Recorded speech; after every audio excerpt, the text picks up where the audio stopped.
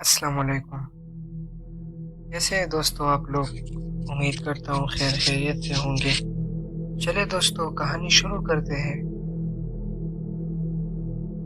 رات کا وقت تھا، گھڑی 12 بجا رہی تھی۔ بادلوں نے چاند کو چھپا لیا تھا اور سڑک پر صرف ایک آواز گونج رہی تھی،